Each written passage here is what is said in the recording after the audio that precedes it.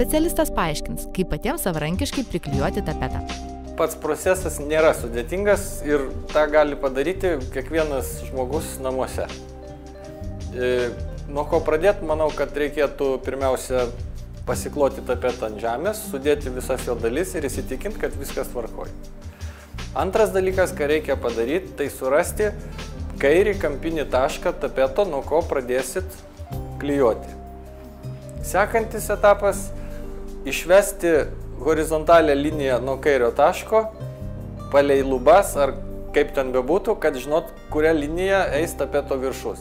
Kai tuos dalykus turit, tada pasiemat pirmą kairę juostą ir nulupę šiek tiek apatinio pagrindo, priklijuojat viršų, įsitikinat, kad viskas gerai ir pabaigiat klijuoti. Ir taip visas juostas iš eilės.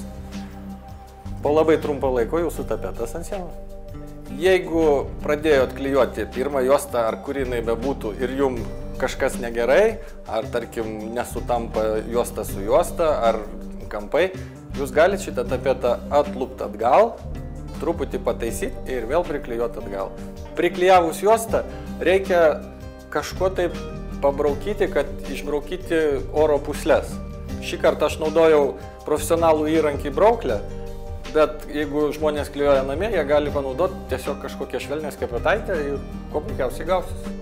Tas tapetas, kai jį klijuoji, jisai netgi šiek tiek tamposi ir galima tampyti į šonus ir susireguliuoti, kad juosta su juosta sutaptų lygiai, puikiai ir vaizdas turi būti gražus. Tapetas yra pagamintas iš poliesterio, tai yra paprasčiausia tekstilė, padengta specialių klijų sluoksnių.